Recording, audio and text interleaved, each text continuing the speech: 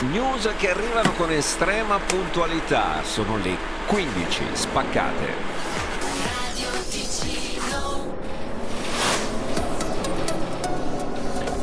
Ben ritrovati dalla redazione. Incidente mortale in Verzasca oggi poco dopo le 11:30 presso un'abitazione di Brione.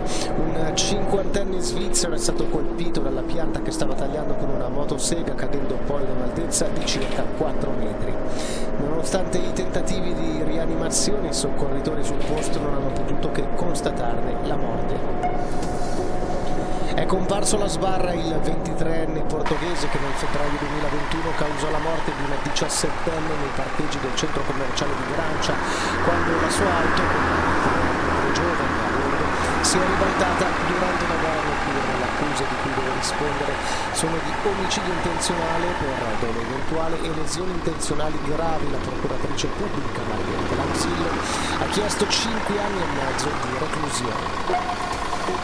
Serve una legge federale con la quale vietare Hamas in Svizzera, lo pensa il Consiglio federale, che ha incaricato il Dipartimento federale di Giustizia e Polizia, il Dipartimento federale della Difesa, della Protezione della Popolazione e dello Sport di elaborare un progetto in merito che poi verrà sottoposto al Parlamento entro la fine del prossimo mese di febbraio. Secondo il piano concordato, il processo del rilascio dei 3 ostaggi deve iniziare già domani.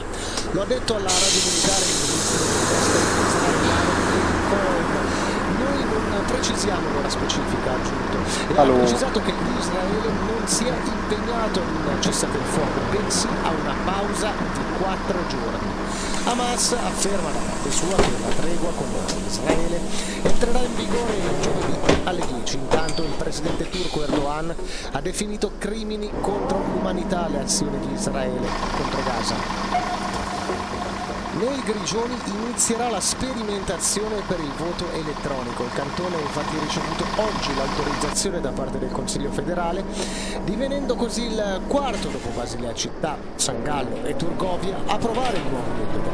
Dalla votazione del 3 marzo 2024 gli aventi diritto di voto dei 5 comuni pilota di Domat, Ems, Venezia, Pesino, Schiavo e Safietal potranno per la prima volta votare in forma elettronica, mentre l'Andquart inizierà con la votazione dal 9 giugno 2024. Infine la meteo, oggi soleggiato, ventoso e in generale asciutto con temperature massime sui 17 gradi. Per il momento è tutto da Michele Sedini, grazie per l'attenzione. Questa è Radio Ticino. Senti come suona.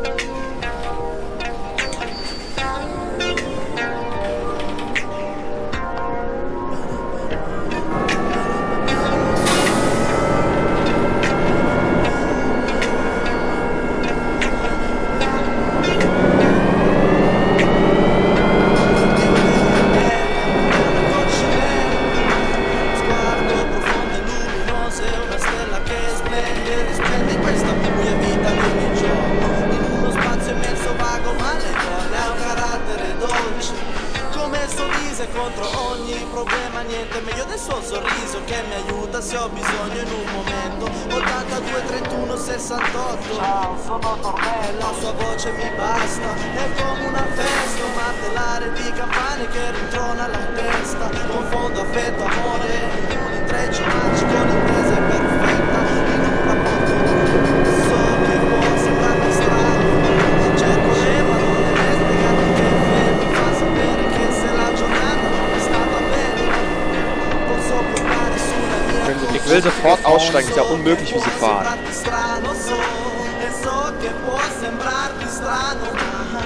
E so che può sembrarti strano, ma I love